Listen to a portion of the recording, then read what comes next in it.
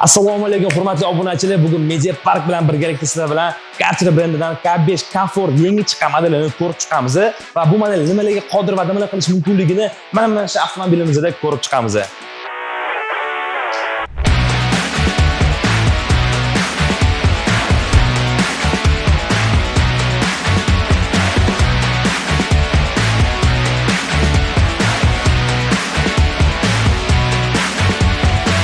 Kelinglar birinchi navbatda ushbu modelimizning xarakteristikasi bilan tanishib chiqamiz. Ushbu modelimiz 145 bar yordamida ishlaydi.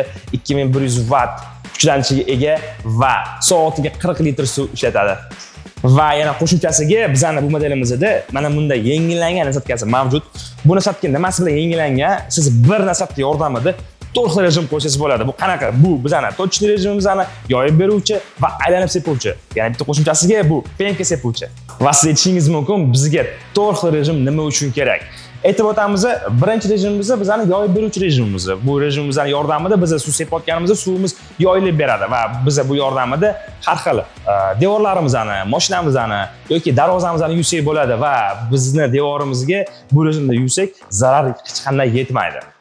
Keyingisi kelgan bo'lsa, bu точный rejim bizga bir nuqtaga urib beruvchi rejim bo'ladi. Biz bu rejim yordamida qotib qolgan ustki qismdagi, masalan, yerimizda, kafelimizda, bruschatkамizda kirlar bo'lgan bo'lsa, biz bemalol katta bosim bilan ularni ham tozalab olsak bo'ladi. Yana bitta keyingisi kelgan bo'lsa, bu aylanib sepuvchi rejimimiz. Aylanib sepuvchi rejimimizning yordamida biz yana xuddi shunday mashinamizni, sokollarimizni, darvoza, skameyka, har xil ustki qismlarni ham yuvsak bo'ladi. Va to'rtinchisi kelgan bo'lsa, bu menga eng yoqadigan rejimi, bu apparatimiz yordamida biz primoy penka sepsak bo'ladi. Va biz aytib o'tdik, bizning apparatimizda primoy tarzda penka olsak bo'ladi va biz buni qanday qilamiz? Apparatimizning yon tarafida mana bunday penka idish qo'yadigan joyi mavjud. Biz buni olamiz, ko'rib turganingiz nasatkamizni ulaymiz va joyiga mustahkamlaymiz. Va bo'ldi. Rejim yoqqanimizda apparatimiz primoy tarzda bizga penkamizni chiqarib beradi.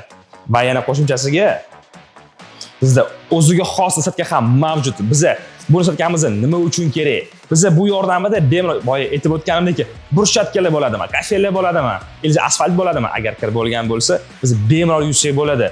Hech qanaqa qo'shimcha vositalarni alohida sepib o'tirish shart emas. Biz penkamizni qo'ydik va primoy tarzda apparatimiz penkali suvni ham o'zi sepib beradi. Muhim eslatma, ushbu nasatkamiz bizda alohida sotuvda mavjud. Agar kimdirga kerak bo'lgan bo'lsa, bemalol xarid qilsangiz bo'ladi. Apparatimizning alohida o'ziga xos qulayliklardan biri bu biz nasatkamizni qo'yib qo'yadigan joylari mavjud. Har xil yoyilib yotmaydi. Bizani shlankamizni o'rab qo'yadigan joyi ham mavjud va simimizni ham o'rab qo'yadigan joyimiz ham mavjud. Bu degani maksimal komfort, qulaylik va o'ziga xoslik.